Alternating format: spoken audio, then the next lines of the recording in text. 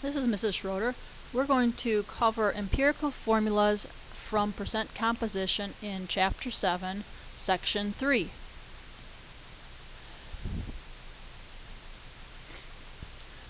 Empirical formula is the simplest ratio of elements in a compound.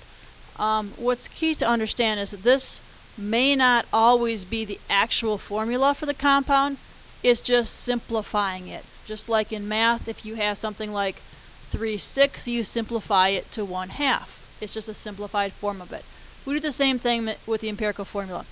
For example, the actual formula of ammonium nitrate is this, NH4NO2. When I simplify it, I divide everything by 2. My empirical formula is NH2O. So I've divided everything by 2, found the simplest form. We can calculate the empirical formula based on percent composition, which you've just figured out how to do. You'll want to pause the video so you can write these down if you need to. First step, you're going to convert the mass percentage to mass in grams. Basically, we assume it's a 100-gram sample. Now, sometimes you're already given grams. If you're given grams, use them. So you'll see some problems where you're given a percentage, some you're given grams. Given grams, it's okay, use them the way they give it to you. If you have, the second step is to convert the mass to moles using molar mass. You're going to divide by molar mass, grams per mole, to find the moles of that sample. Look at each element, which one has the lowest number, and set up your ratios. Divide all your moles by the one that is the smallest number. When you're done, you might have to multiply all elements to get a small whole number ratio. We don't say something it's a 1 to 1.5 ratio, we would say it's a 2 to 3 ratio. And then we place the numbers from the ratios are the subscripts in the formula. Example, suppose you have 3 elements and we've gotten this far. We found the ratios. X has 1.33, Y is 2, Z is 1. That's the ratio we found.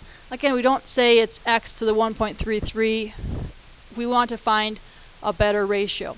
So we multiply everything by 3 to get the ratio of 4 to 6 to 3, which we then use as your subscripts, 4 to 6 to 3, for the empirical formula. Now, some rules of thumb, which again you're going to want to write down. If it's something that ends in 0.33, that's like saying it's a third. A third is 0.33. If it's 0.66, again, that's like saying it's 2/3. How do you get rid of the 3 in the bottom? Multiply it by 3. You'll see 1.25. Again, that's like saying you have a 1/4. How do you get rid of a 1/4 in the bottom?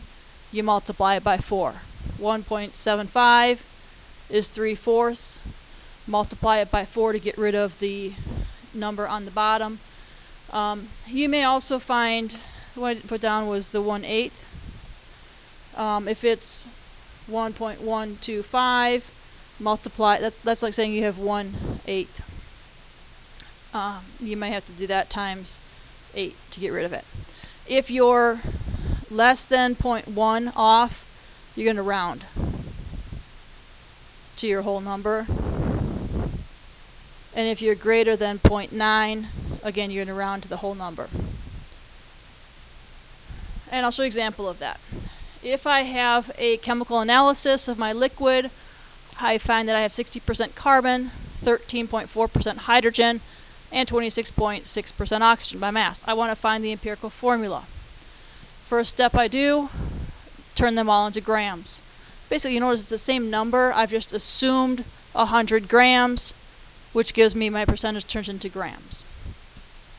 Step 2, divide it by molar mass. This is from the periodic table.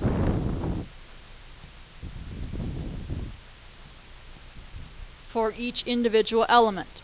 And we end up getting a moles of each one.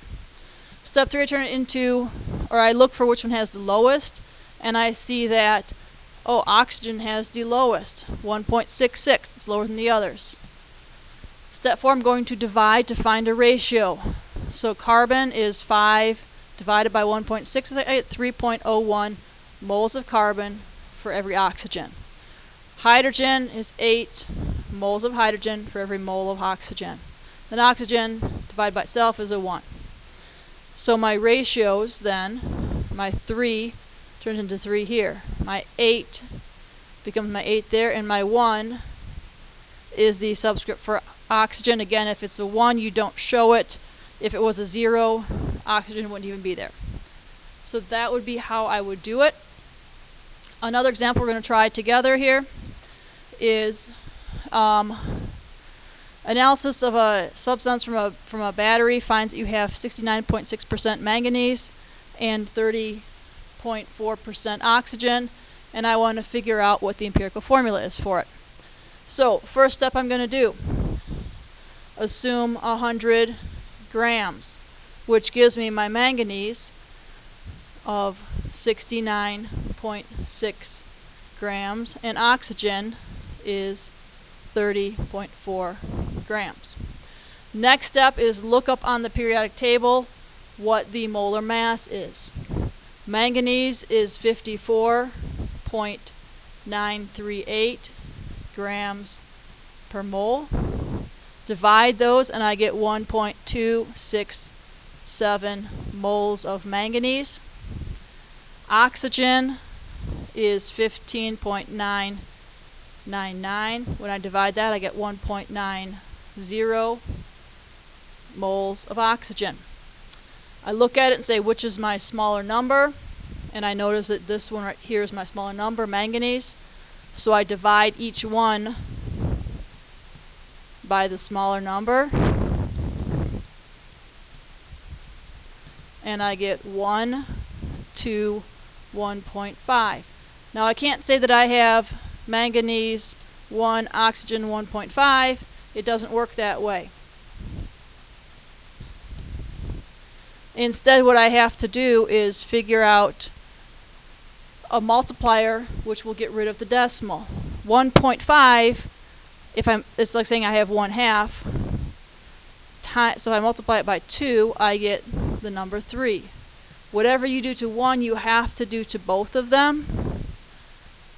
You can't multiply oxygen by 3 and leave manganese as 1. Whatever happens to one has to be on both.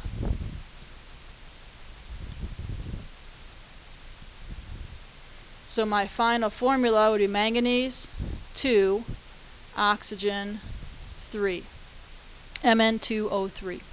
And that would be the empirical formula for this material from the alkaline battery. So again, when you find it, remember your steps. First convert to moles, then you divide by the lowest one to get a ratio, and then look at your decimals, whatever you have to multiply by to get to a whole number, those whole numbers become the subscripts. And that's how you find empirical formula, based on percent composition or even just grams you could be given.